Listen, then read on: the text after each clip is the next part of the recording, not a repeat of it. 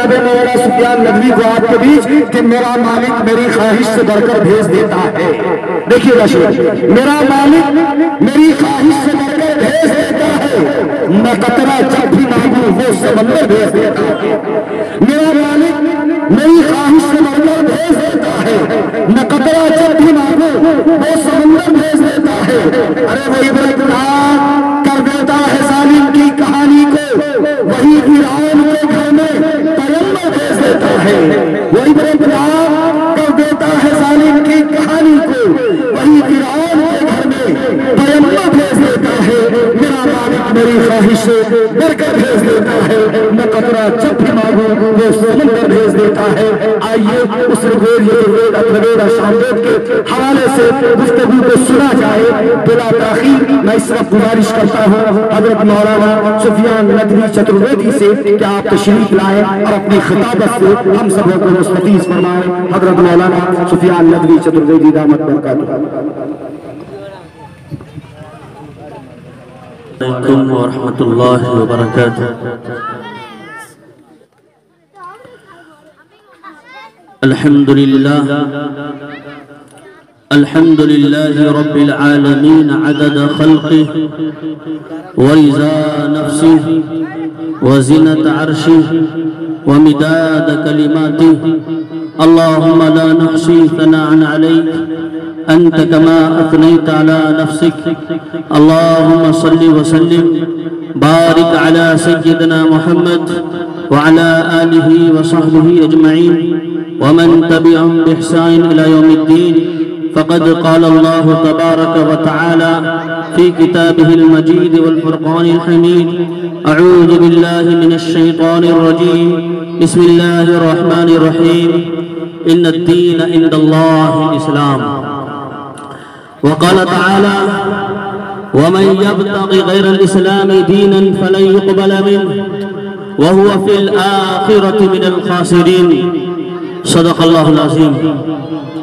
अन अबी हुरैरह रज़ियल्लाहु तआला अन्हु क़ाल क़ाल रसूलुल्लाह सल्लल्लाहु अलैहि वसल्लम अल मुमिनु मन अमिनहुन नास। रवाहु अहमद। अस्माल्लाम इल्ली मित्रा वरुद बियानी धत्ता इल्लल्ले वरुदो राजा पूनर्दूदा हो तार भिंद्रो महासूरिंद्रः अल्लो जीव श्रेष्ठम परमं ब्रह्मन् अल्लो अल्लामा अल्लो रसूल मुहम्मद रब्बरस्य अल्लो अल्लामा ओम अल्लाह इल्लल्लाह अनादि देव स्वरूपा सर्वंशियामा तस्मिनन्तरे मलेच्छाचार्यं समन्विता महामदख्यात शिष्य साक समन्विता। यदा यदा हि धर्मस्य गलानिर्भवति भारत अभ्युत्थानं धर्मस्य तदात्मानं सृजाम्यहम्। परितराणाय साधूनां विनाशाय दरिद्रतां धर्म संस्थापनार्थाय संभवामि युगे युगे। यह शास्त्राभिधि मुत्सर्ज्य वर्तते कामकारतः न स सिद्धिमवाप्नोति न सुखं न परां गतिं। तस्मात् शास्त्रं परमानं विकार्य कार्यवस्थितो ज्ञात्वा शास्त्रीभिधानुक्तं कर्म कर्तुं विहारसि। ईश्वर सर्वभूतानां हृदय से अर्जुन तिष्ठति भराम यन सर्वभूतानि यन्तरारूढानि मायया। सर्वधर्मान् परित्यज्य मामेकं शरणं व्रजः अहं तवा सर्वपापेभ्यो मोक्षयिष्यामि मा शुचः। अंधं तमः प्रविशन्ति ये सम्भूतिमुपास्ते ततो भूय इन्ते तमोया सम्भूत्यामृतः। In the name of Allah, the Beneficent, the Merciful, all praise and thanks be to Allah, the Cherisher and Sustainer of the world. most gracious, most merciful, Master of the Day of Judgment, you do we worship and your aid we seek. Show us lately the way of those on whom you have bestowed your grace, those whose motion is not right and who do not astray. There is none worthy of worship beside Allah. Muhammad sallallahu alaihi wasallam is last prophet of Allah. Muhammad sallallahu alaihi wasallam is last messenger of Allah. Say Muhammad sallallahu alaihi wasallam, he is Allah, the one and only, Allah the eternal, Allah the absolute. He begat not, never is he begotten, and there is none like unto him. प्रिय सज्जनों, stage पर उपस्थित हमारे आदरणीय उलमाए किराम, खुतबाए किराम, शोराए इज़ाम और हम सब के मुशफ़िक़ो मुरब्बी उस्ताजुल असातिज़ा हज़रत मौलाना मुफ्ती अबू ज़र साहिब क़ासिमी हफ़िज़हुल्लाह वरआ, जिनकी सदारत में कामयाबी के साथ ये जलसा आगे बढ़ रहा है माशाअल्लाह। और जो जद्दोजहद के साथ, मेहनत के साथ हमारे बिरादरे मुकर्रम कारी सरफराज गज़ाली साहब अतालल्लाहु बक़ाअहु, अल्लाह ताला उनकी उम्र दराज फरमाए, उन्होंने इसकी फिक्र की और एक दीनी तालीमी इदारा की इब्तिदा की, शुरुआत की। मैं उनसे कहना चाहता हूँ कि अंजाम उसके हाथ में है, आगाज करके दे। अंजाम उसके हाथ में है, आगाज करके दे। भीगे ही परों से परवाज करके दे। जब कोई भी काम शुरू में किया जाता है तो डिफिकल्ट, हार्ड होता है, मुश्किल होता है, लेकिन जब आदमी संघर्ष करता है, मेहनत करता है, तो जो हम सबका सर्वशक्तिमान परमेश्वर है, लॉर्ड है, गॉड है, वो कृपा करता है, दया करता है और काम सरल हो जाता है, इजी हो जाता है, आसान हो जाता है।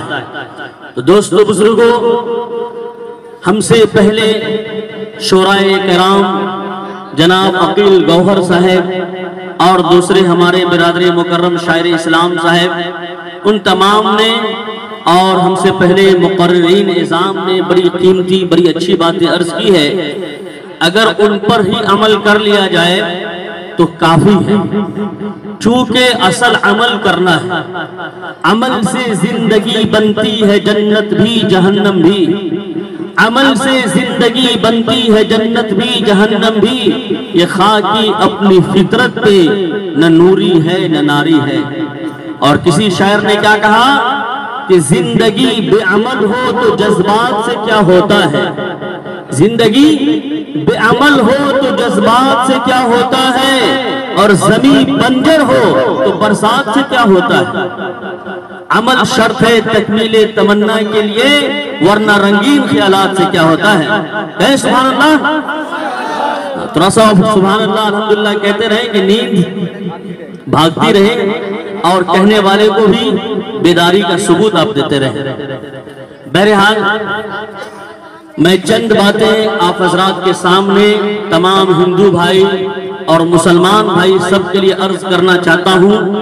वेद, गीता, बाइबल, अंतिम पुस्तक पवित्र कुरान के प्रकाश में, उसकी ज्योति में, रोशनी में मैं आप हजरात के सामने अर्ज करना चाहता हूँ। सबसे पहली चीज तो ये मालूम होना चाहिए कि दीन और धर्म जो शुरू से आ रहा है, फर्स्ट मैन पहले इंसान, प्रथमा आदम मनुष्य, पत्नी हव्वेवती स्मृता। भविष्य पुराण के अंदर कहा गया कि सबसे पहले इंसान कौन है, आदम अलैहिस्सलातु वस्सलाम, और उसकी पत्नी का नाम क्या है, हव्वावती। और अंतिम पुस्तक पवित्र कुरान के अंदर क्या कहा गया, जब निकाह का खुतबा पढ़ा जाता है तो आप हज़रात सुनते होंगे, अंतिम पुस्तक पवित्र कुरान के अंदर एक सूरत है जो औरतों के नाम से है। उस सूरत का नाम है सूरतुन निसा। क्या नाम है? हाँ, निसा माने औरत, लेकिन सूरतुर रिजाल नहीं है, मर्द के नाम से कोई सूरत नहीं है। उलमाए किराम तशरीफ फरमाए, आप पूछ लेंगे। तो औरतों के नाम से सूरत है जो निकाह के अंदर उसकी पहली आयत पढ़ी जाती है। वो क्या है? या अय्युहन्नासु तक़ू रब्बकुम खलक़कुम मिन नफ्सिन वाहिदा। क्या लोगों, अपने परमेश्वर से डरो, अपने लॉर्ड और गॉड से डरो, अपने क्रिएटर और रचयिता से डरो, जिसने तुमको एक जान से पैदा किया। बहुत खुशी हुई, हमारे दो बियाहा गांव के सरपंच साहब आदरणीय हीरा लाल यादव साहब यहाँ उपस्थित थे और उन्होंने 2-4 मिनट में बड़ी अच्छी बातें की। अल्लाह ताला उन्हें हक के लिए साबित कदमी अता फरमाए और सत्य मार्ग और सत्य धर्म पर रखे और हमेशा प्रेम शांति का एक पिलर और खंबा बना करके रखे। दोस्तों बुजुर्गों, ऐसे आदमी की बहुत जरूरत है और इसमें गलती हम मुसलमानों की है कि हम मुसलमान जलसा कर लेते हैं, अपने सुन लेते हैं, लेकिन उनको नहीं बुलाते। ये बहुत बड़ी गलती है। हालांकि मुसलमान जुमा में तकरीर सुन लेता है, दरसे कुरान होता है उसमें सुन लेता है, दरसे हदीस में सुन लेता है, कुरान की तफसीर, हदीस की तफसीर, मदरसा, मकतब, खानका, ये सब में सुन लेता है। लेकिन इस तरह का जो ओपन जो जलसा है, शुभ सभा है, तो इसमें कम से कम अपने हिंदू भाइयों को बुलाना चाहिए, बिरादराने वतन को बुलाना चाहिए। ये न बुलाने की वजह से क्या है कि शैतान ने दूरियां पैदा कर दी और दुश्मन बना दिया। जब वो आएंगे हमारे सभा में और हमारे धर्म का जो प्रोग्राम धर्म संसद हो रहा है, तो असल धर्म संसद क्या होता है वो आएंगे तब उनको पता चलेगा।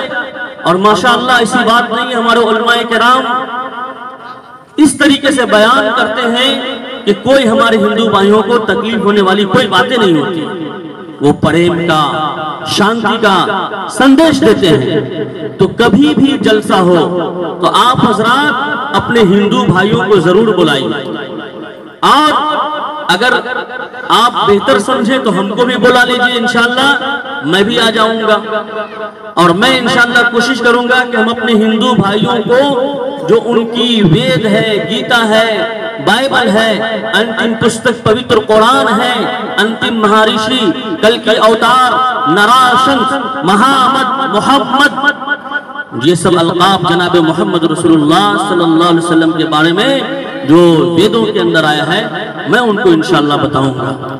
तो दोस्तों बुजुर्गों, मैं अर्ज कर रहा था आप हजरात के सामने कि सूरतुल निसा की आयत निकाह की मजलिस में पढ़ी जाती है और ये जनाब मोहम्मद रसूलुल्लाह सल्लल्लाहु अलैहि वसल्लम के दौर से ये आयत तिलावत हो रही है। इसमें क्या पैगाम दिया गया, संदेश दिया गया, आदेश दिया गया कि या अय्युहन्नास, ओ मैनकाइंड, ऐ तमाम के तमाम लोगों, तमाम हिंदुओं, तमाम सिखों, तमाम ईसाइयों और तमाम बुद्धिस्टों, जितनी भी जाति के मनुष्य और व्यक्ति हो सकते हैं, हर एक को ईश्वर कह रहा है कि सुनो, इत्तकू रब्बकुम, तुम किससे डरो? न तलवारों की धार से, न गोलियों की बुछार से। और ईमान वाले को डरना चाहिए बस परवरदिगार से। सुभान अल्लाह। किससे डरना चाहिए? परवरदिगार से। बस में ना, तो तमाम मनुष्य को कहा गया कि अपने परवरदिगार से डरो, उस लॉर्ड और गॉड से डरो जिसने तुमको एक जान से पैदा किया।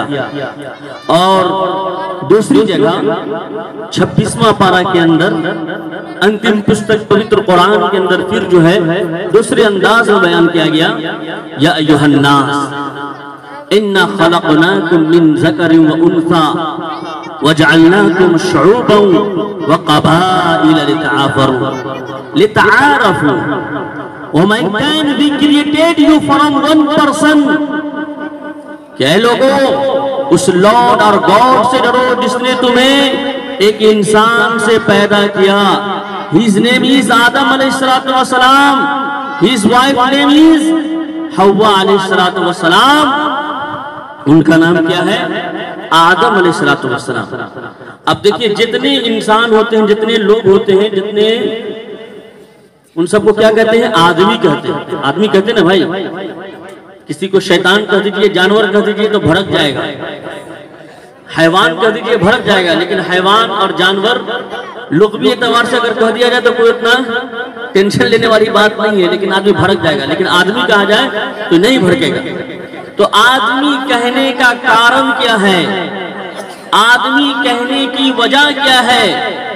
असल वजह यह है कि सारे मनुष्य आदम की संतान है, आदम के बच्चे, इसलिए आदमी कहा जाता है। आदमी क्यों कहा जाता है? कि आदम के बच्चे हैं। और हमारे हिंदू भाइयों की जो किताब वेद मानी जाती है, उसमें उनका दूसरा नाम स्वयंभू मनु आया है। क्या आया है? स्वयंभू मनु।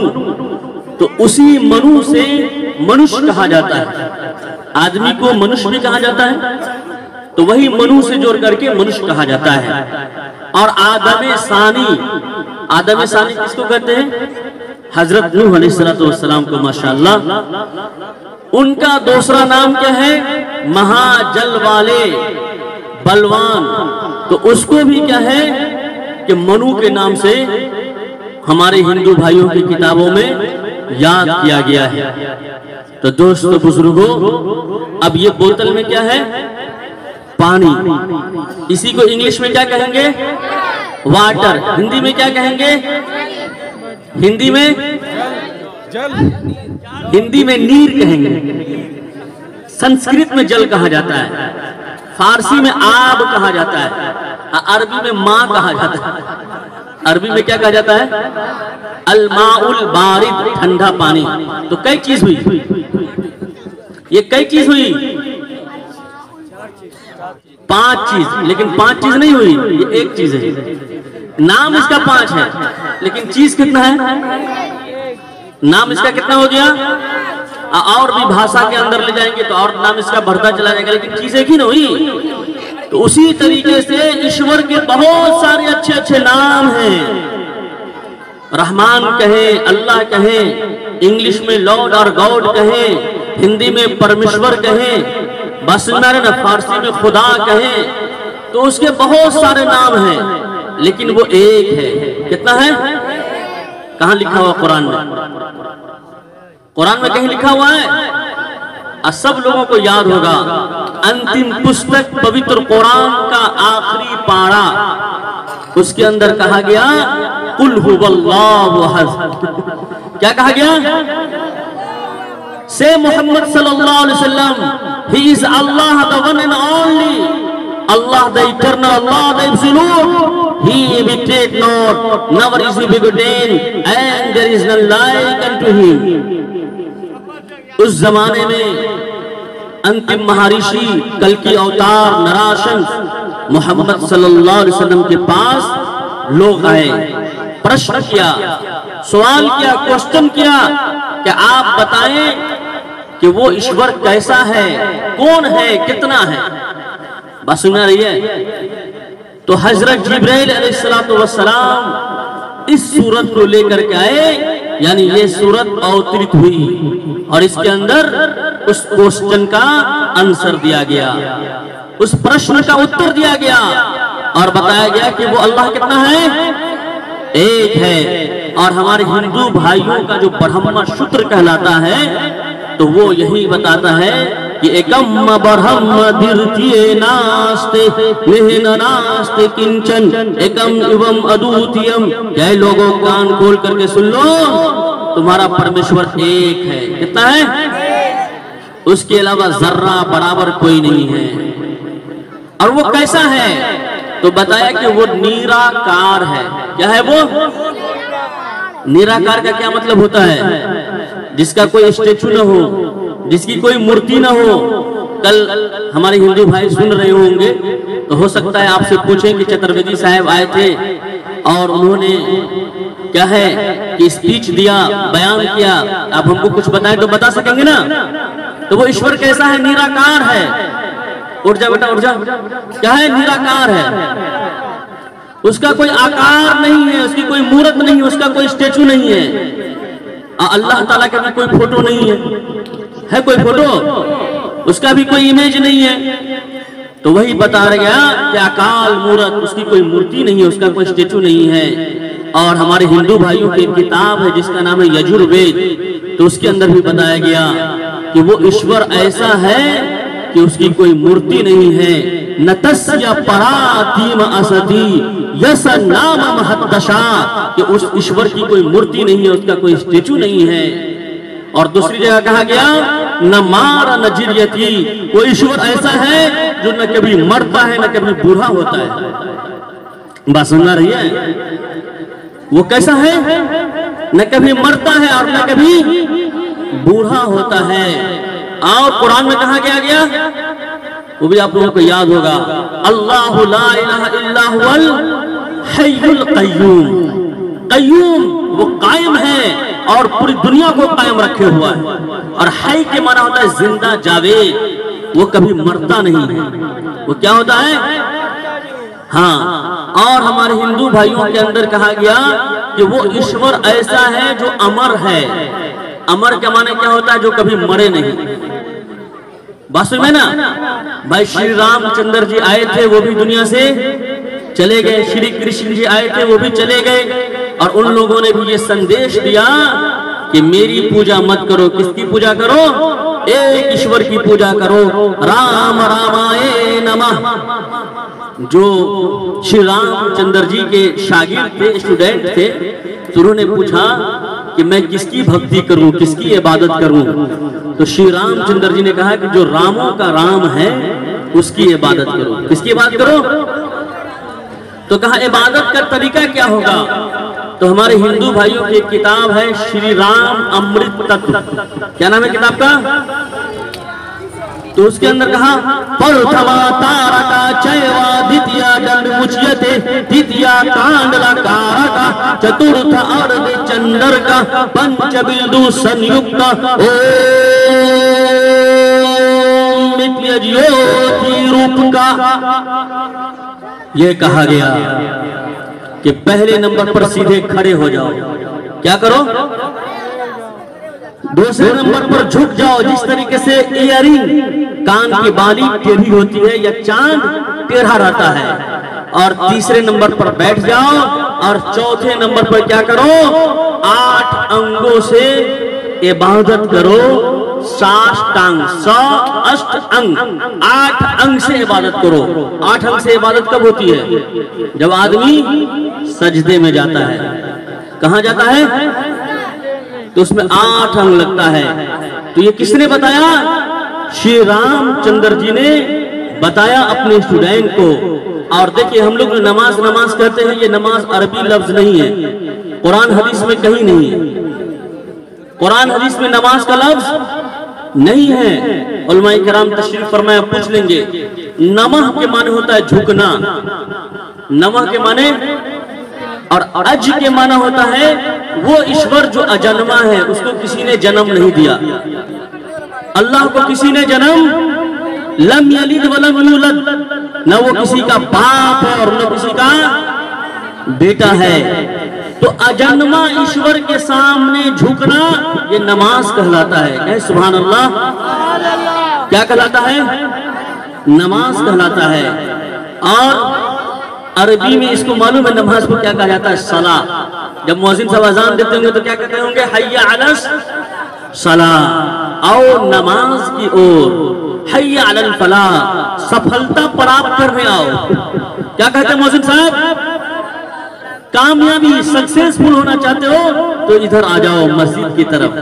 बात समझ में है ना? पढ़ नमाज पंजगाना, पढ़ नमाज पंजगाना, न कर कोई बहाना, इसी में है तेरी जन्नत वरना दोज़ख है तेरा ठिकाना।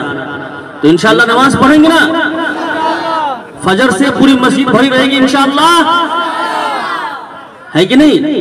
इंशाअल्लाह नमाजों की पाबंदी करेंगे।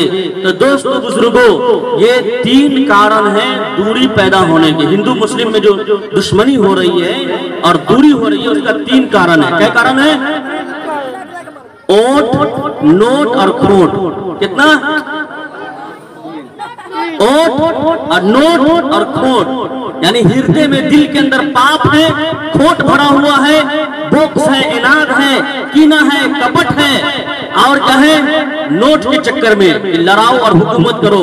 कोई नेता का बच्चा दंगा में नहीं रहता है, वो लंदन में, इंग्लैंड में और पेरिस में क्या है कि एजुकेशन हासिल कर रहा है और छोटी जात वाले सबको मूर्ख बना के दंगा करवा देता है। कोई नेता का बेटा मरा है आज तक दंगा में, तो वो यही करता है। और जब इलेक्शन का टाइम आएगा, सब लड़की पर्दा के साथ क्या है कि वो कॉलेज के अंदर जाती थी, लेकिन कोई मामला नहीं हुआ। लेकिन जैसे वोट का मामला आया तो कुछ लड़कों को रुपया पैसा दे करके, जो इंसान की शक्ल में शैतान थे, दंगा करवा दिया और तालीम से महरूम कर दिया। जबकि श्री रामचंद्र जी की पत्नी श्रीमती सीता जी वो पूरे फूल घूंघट के अंदर और पर्दे के अंदर रहती थी।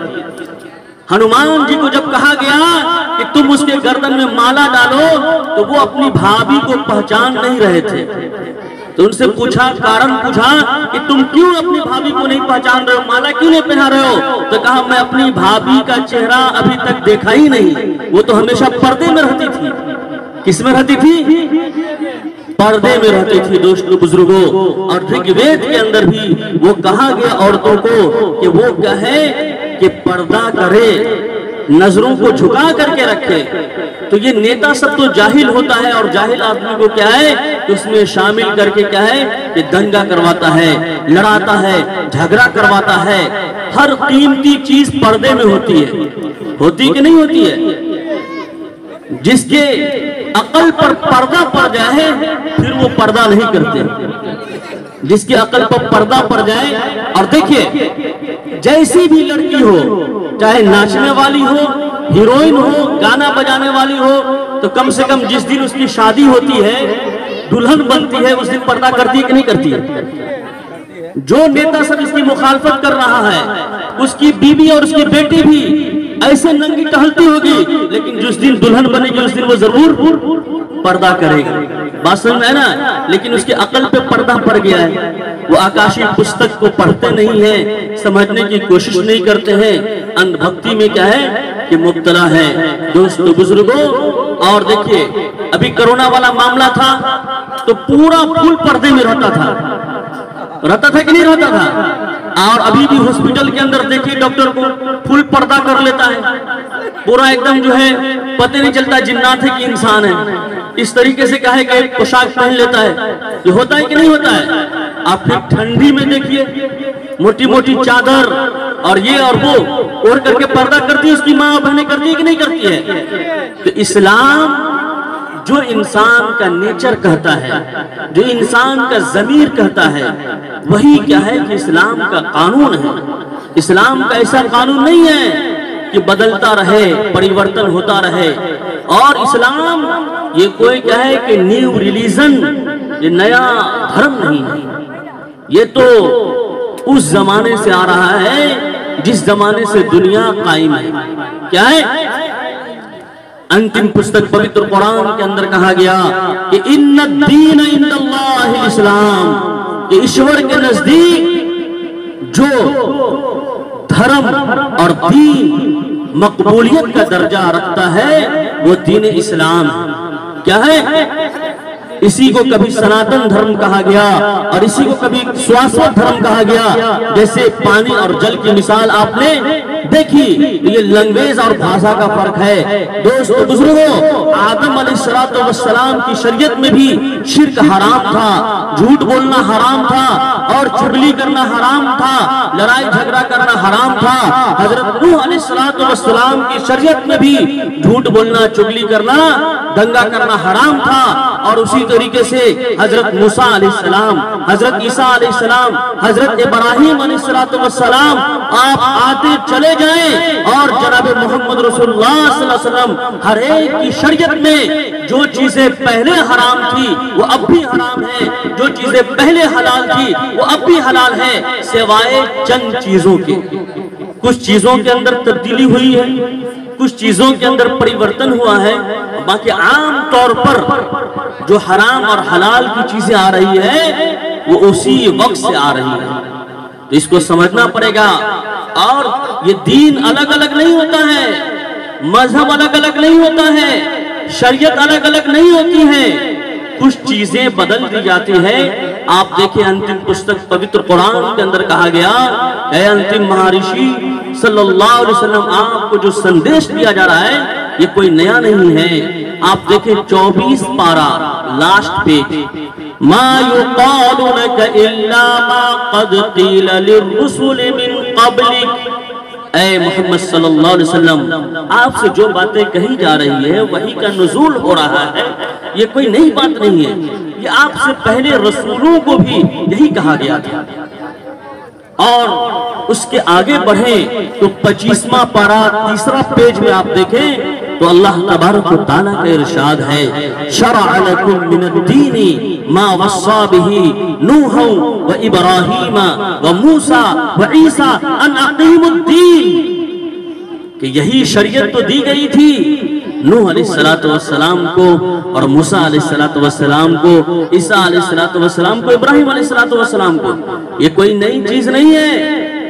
ला इलाहा इल्लल्लाह आदम नबीयुल्लाह, ला इलाहा इल्लल्लाह नूह सफीयुल्लाह, ला इलाहा इल्लल्लाह इब्राहीम खलीलुल्लाह, ला इलाहा इल्लल्लाह ईसा रूहुल्लाह, ला इलाहा इल्लल्लाह मुहम्मदुर रसूलुल्लाह।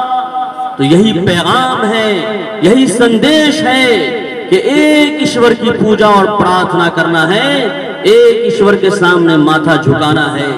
हो जिसमें इबादत का धोखा, मखलूक की वो ताजीम न कर। हो जिसमें इबादत का धोखा, मखलूक की वो ताजीम न कर। जो खास खुदा का हिस्सा है बंदों में उसे तकसीम न कर। क्या कर? बंदों में उसे तकसीम न कर। मेरा छोटा सा लड़का है अबू बकर, तो स्कूल में पढ़ता था, मदरसे में पढ़ रहा है। तो एक मर्तबा उससे पूछा गया कि सर को किसके सामने झुकाना चाहिए? सर को किसके सामने झुकाना चाहिए? अल्लाह के सामने झुकाना चाहिए ना। तो बच्चा से पूछा गया तो वो कहा कि सर सबसे ऊपर है, इसलिए ऊपर वाले के सामने झुकाना चाहिए। सर ऊपर है कि नीचे है? सबसे ऊपर है ना, तो सबसे ऊपर वाले के सामने झुकाना है। मोटी सी बात याद होगी ना, आप लोग की मैम है, टीचर है, वो कहे इसके सामने उसके सामने झुकाओ, तो आप क्या कहेंगे कि सर कहाँ है? सबसे ऊपर, इसलिए सबसे ऊपर वाले के सामने झुकेगा। और ये अंतिम पुस्तक पवित्र कुरान के अंदर हराम तो है ही है, और हमारे हिंदू भाइयों की किताब है जिसका नाम है यजुर्वेद, तो उसके अंदर ही ये बताया गया। और आजकल तो यूट्यूब का दौर है, उस पर भी हमारी 300-400 तकरीरें हैं, तो अल्हम्दुलिल्लाह हिंदू भाई सब भी सुनते हैं और क्या है क्वेश्चन वगैरह भी करते हैं। तो उसके अंदर भी कहा गया कि जो अपने ईश्वर को छोड़ के जड़ पदार्थ की पूजा करता है सब अंधकार में जा रहा है, जहन्नम में जा रहा है। कहाँ जा रहा है? अंधन तमः पराविशन्ति ये संभूति मुपास्ते ततो भूयते तमो यः संभूति अमृतः, कि जो कोई मनुष्य, जो कोई व्यक्ति अपने लॉर्ड और गॉड को छोड़ करके, अपने परमेश्वर को छोड़ करके जड़ पदार्थ की पूजा करता है, वो सब अंधकार में जा रहा है। कहाँ जा रहा है? जहन्नम में जा रहा है।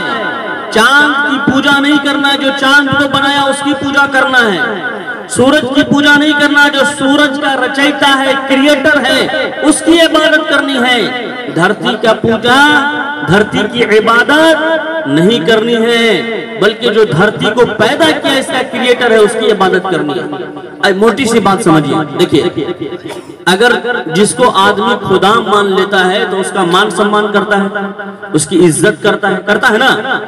तो अगर जमीन को हम खुदा का दर्जा दे दें, खुदा मान ले, तो हमारे लिए जीना मुश्किल हो जाएगा। क्या हो जाएगा? जीना मुश्किल हो जाएगा। कैसे? अब जिसको आदमी खुदा मानता है उसके ऊपर चप्पल पहन के चलना चाहिए? चलना चाहिए? नहीं चलना चाहिए। तो धरती को हम खुदा मान ले तो धरती के ऊपर चप्पल पहन के आज से चलना बंद कीजिए। और तो और आगे बढ़ेंगे तो जिसको आप खुदा मान रहे हो उस पर पेशाब करना चाहिए, तो आप पेशाब करना बंद कर दीजिए। देखिए क्या होता है, हिंदुस्तान से कब्रिस्तान का टिकट जल्दी ही मिल जाएगा। और उस पर टॉयलेट बैतुल खला करना चाहिए तो धरती पर मत कीजिए, जाइए आसमान पर, समझ में आ जाएगा। बात सुन रही है? तो अगर हम इसको खुदा का दर्जा दे देंगे तो किसका नुकसान होगा? हमारा नुकसान होगा। और देखते जब जलजला आता है तो कितने खुदा मानने वाले चले जाते हैं धरती के इसमें, जाते कि नहीं जाते हैं? और जब सैलाब आता है तो फिर दरिया को और गंगा को पूजने वाले सभी स्वाहा होता है कि नहीं होता है? तो इसलिए जो आग पानी हवा को पैदा किया, हमारे हिंदू मुस्लिम तमाम भाइयों, मैं सबसे निवेदन करता हूँ, दरखास्त करता हूँ कि आप सच्चे धर्म की तरफ आए, सच्चे रास्ते की तरफ आए, इहदिनस सिरातल मुस्तकीम की तरफ आए, दीने क़य्यिम की तरफ आए और सच्चे सनातन धर्म को जाने और समझे। वही आपका इस्लाम है, उसको स्वीकार करें, एक्सेप्ट करें, हृदय में अपने ईश्वर को बैठाएं और उसकी भक्ति करें, उसकी इबादत करें। हमारे हिंदू भाइयों की किताब है जो आम तौर पर मिल जाती है, जिसका नाम है भगवत गीता। तो उसका अध्याय नंबर 18 कितना और श्लोक नंबर 66 कितना? हाँ 66। ये बच्चा लग रहा है टैलेंट है, अल्लाह ताला और इसको इल्म दे। तो उसके अंदर क्या कहा गया? सर्वधर्मान परित्यज्य मामेकं शरणं वर्जः अहं तवा सर्व पापेभ्यो मोक्षयिष्यामि मा शुचः। कि जितने भी रीति रिवाज हैं, जितने भी गलत रस्मों रिवाज हैं, बिदातों खुराफात हैं, उन सबको छोड़ दो और सत्य मार्ग पर आ जाओ। कहाँ आ जाओ? सच्चे रास्ते पे आ जाओ। अहम तवा सर्व पापेभ्यो मोक्षयिष्यामि मा शुचः। तो वो ईश्वर क्या करेगा? तुम्हारे तमाम पापों को हरण कर देगा, तुम्हारे तमाम गुनाहों को माफ कर देगा। क्या करेगा?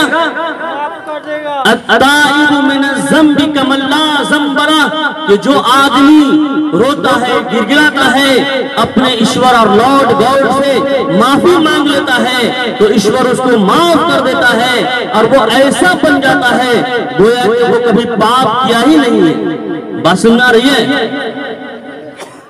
तो इसलिए तौबा और इस्तिग़फ़ार को अपनाना चाहिए और अल्लाह तबारक व तआला से माफी और तलाफी करना चाहिए। तो इसलिए तमाम हिंदू मुस्लिम भाइयों से मैं क्या है निवेदन करता हूं कि कम से कम सोने के टाइम सच्चे दिल से अपने ईश्वर को याद करें और आंख बंद करके क्या है कि अपने ईश्वर का ध्यान पैदा करें और उससे दुआ करें कि हे ईश्वर, हमको सत्य मार्ग पर चला, सच्चे रास्ते पर चला, अच्छे रास्ते पर चला, सच्चा पक्का इंसान बना दे, प्रेम और शांति की जीवन दे दे। तो इस तरीके से अगर कोई दुआ करेगा तो एक न एक दिन वो सच्चा पक्का इंसान बन जाएगा और सच्चे रास्ते पे आ जाएगा। मन मना भव मद भक्त मध्याज माम नमस्कुरु माम वश्यसी सत्यम पढ़ाती जाओ तिरुवासी में। मन मना भव मद भक्त मध्याज माम नमस्कुरु। हमारे हिंदू भाइयों की श्रीमद् भगवत गीता के अध्याय नंबर 18 में बताया गया कि सुनो, ईश्वर की तरफ ध्यान लगाओ। किसकी तरफ ध्यान लगाओ? उसकी तरफ मन लगाओ और उसी को नमस्कार करो। किसको नमस्कार करो? हमारे मुसलमान भाई भी देखते हैं नमस्ते नमस्कार। ये अजीब क्या है कि अहमकपना है दोस्तों, बुजुर्गों, ईमान आपका सल्ब हो जाएगा। हिंदू धर्म की किताबों में भी है कि उसी को नमस्कार करो और मुसलमान में तो शिर्क है ही है। या अय्युहन्नासु दुरिबा मसलुन फस्तमि'ू लहु इन्नल लज़ीना तद'ून मिन दूनिल्लाहि लन यख़्लुक़ू दुबाबन वलौ इज्तमअू लहु। कि सुनो लोग, कान खोल करके सुनो कि जो लोग एक ईश्वर को छोड़ करके दूसरी तीसरी चीजों की पूजा करते हैं उसके अंदर शक्ति नहीं है। वो मनहूस तो एक मक्खी नहीं बना सकते। क्या कर सकते हैं? मक्खी भी नहीं बना सकते। ज़अफ़त तालिब वल मतलूब, सब के सब क्या है कि कमजोर हैं, नागर हैं। तो ये भी जहन्नम में जाएंगे और तुमको भी जहन्नम में ले जाएंगे। हम तो डूबे हैं सनम, तुम सबको ले डूबेंगे। तो यही होगा। तो इसलिए किसकी इबादत करनी है? एक अल्लाह की इबादत करनी है और इताअत किसकी करनी है? जनाब मोहम्मद रसूलुल्लाह सल्लल्लाहु अलैहि वसल्लम की इताअत करनी है और अपने बुजुर्गान दीन उलमाए किराम की सोहबत में बैठना है, उनसे सही दीन और सही मजहब को सीखना है। ये इर्तिदाद का दौर चल रहा है। ऐसा दौर आएगा क़यामत से पहले कि सुबह में आदमी मोमिन होगा और शाम में काफिर हो जाएगा, शाम में काफिर होगा और कहे कि सुबह में मोमिन हो जाएगा और शाम में मोमिन होगा, सुबह में काफिर हो जाएगा। व इन ततवल्लौ यस्तब्दिल कौमन गैरकुम सुम्मा ला यकूनु अमसालकुम, कि अल्लाह तबारक व तआला को तुम्हारी जरूरत नहीं है, तुम लोगों को अल्लाह की जरूरत है। अगर तुम क्या है कि रूगर्दानी करोगे, शरीयत को छोड़ोगे, सुन्नत को छोड़ोगे, कुरान को छोड़ोगे, हदीस को छोड़ोगे, उलमाए किराम की सोबत में बैठना छोड़ दोगे, तो क्या होगा कि अल्लाह ताला तुमको हटाएगा, रिजेक्ट करेगा, मरदूद करार देगा, फिर दूसरे लोगों को अपने दीन और धर्म की तरफ हिदायत देगा और फिर वो लोग सच्चे पक्के मुसलमान बन जाएंगे। दोस्तों बुजुर्गों, ये कहत साली का दौर पड़ रहा है। मदरसे की बुनियाद ऐसे हालात में रखी जा रही है कि कितने मदरसे में पढ़ाने वाले मदरसा छोड़ के चले गए। अभी आप देखे होंगे कि बड़ा मदरसा खैरवा तजवीदुल कुरान, अल्हम्दुलिल्लाह, जहां 2014 में मैं भी उस्ताद था, वहां का ऐलान आया हुआ है कई कुर्राए किराम का इंतखाब होना है, एक आलिम की जरूरत है। अक्सर मदरसे में उस्ताद की जरूरत है, सब छोड़ छाड़ के भाग गए। तो अगर आप लोग साथ नहीं देंगे उलमाए किराम का, उलमाए किराम की खिदमत नहीं करेंगे, पहले जमाने में बैतुल माल होता था। हजरत उमर फारूक रज़ी अल्लाह ताला अन्हु ने अपने जमाने में 8,000 10,000 रियाल, 8,000 10,000 अभी के दौर में बड़ा बड़ा इंजीनियर और डॉक्टर को नहीं मिलता होगा, है तो उमर फारूक रज़ी अल्लाह ताला अन्हु ने अपने जमाने में 8,000 10,000 रियाल मुतय्यन किया था, जो लोग दीन के काम में और सब में लगे हुए थे। एक किताब है अल फारूक, उसके अंदर बाज़ाब्ता लिखा हुआ है। दोस्तों बुजुर्गों, और आज के दौर में 8,000 10,000 रियाल क्या कि इंडियन अगर 8,000 10,000 ये छोटे छोटे मदरसे में हो जाए तो बड़ी बात है। तो ये क्या है कि आप लोगों को पूरा साथ देना है, आपकी नस्लें बाकी रहेगी। अगर आप लोगों ने साथ नहीं दिया और हमारे उलमाए किराम छोड़ छाड़ करके भाग गए, सही दीन को बताना छोड़ दिए, तो वही हाल होगा जो हमारे हिंदू भाइयों का हुआ है। तो वेद गीता रखी हुई है, बहुत से पंडित से मेरी बात हुई तो वो कहा कि वेद का दर्शन नहीं किए हैं। क्या किए है? वेद का देखे भी नहीं है। तो वही हाल हो जाएगा। तो माशाअल्लाह हमारे कारी सरफराज गज़ाली साहब ने जिस मदरसे की बुनियाद रखी है, आप हज़रात जिस तरीके से हो इनका ताउन करें, इनको मजबूत करें, इनको मुस्तहकम करें। और ये आसमान से आए हुए फरिश्ते नहीं हैं, इंसान हैं, इनसे गलती होगी, इनसे खता होगी, इनका पांव फिसलेगा तो आप पांव खींचेंगे नहीं, हाथ पकड़ के उठाएंगे। बात सुन रही है? आज लोग क्या है कि पांव पकड़ के पीछे खींचते हैं, हाथ पकड़ के ऊपर नहीं उठाते हैं। कहते हैं कि देखिए ना इमाम साहब, वो मदरसे के नाम पर लाखों चंदा करता है और क्या है कि करोड़ों खा जाता है, हजारों चंदा करता है, लाखों खा जाता है। ये ऐसी सी बातें लोग कहते हैं। तो बहरहाल उनको भी सब्र और ज़ब्त के साथ कायम जो इदारा किए हैं तो बड़ी तहम्मुल और बुर्दबारी के साथ काम करना है। इसलिए कि अल इब्तिदा अल इब्तिला, इब्तिदाई दौर होता है वो किसका होता है? आजमाइश का होता है। इसलिए मैं उनको एक शेर कहना चाहता हूँ कि रख हौसला वो मंजर भी आएगा, रख हौसला वो मंजर भी आएगा, प्यासे के पास चलकर समुंदर भी आएगा। मत थक कर बैठ ए मंजिल के मुसाफिर, मंजिल भी मिलेगी और मिलने का मजा भी आएगा। तो इंशाअल्लाह मेहनत करते रहेंगे, आप हज़रात उनका ताउन करते रहेंगे, उनका हेल्प करते रहेंगे, तो ये दीनी इदारा एक दिन रश्के जहां होगा, ये दीनी इदारा एक दिन रश्के जहां होगा। यहां से पढ़ के जो निकलेगा वो फख्रे ज़मा होगा। कहें सुभान अल्लाह। ये दीनी इदारा एक दिन रश्के जहां होगा, यहां से पढ़ के जो निकलेगा वो फख्रे ज़मा होगा। करेंगे रश्क उन पर हाफिज़ो कारी ज़माने के, करेंगे फख्र उन पर हाफिज़ो कारी ज़माने के। जो बच्चे बच्चियां यहाँ पढ़कर जमा होगा। सुभान अल्लाह। वक्त हो गया है, बस एक शेर पे मैं अपनी बात खत्म करता हूँ। दो ब्याही बस्ती है ना, अल्लाह ताला हाँ सरसब्ज़ो शादाब रखे कि यहाँ की मिट्टी को तैयबा की धूल कर दे मेरे मौला। कहे आमीन। यहाँ की मिट्टी को तैयबा की धूल कर दे मेरे मौला।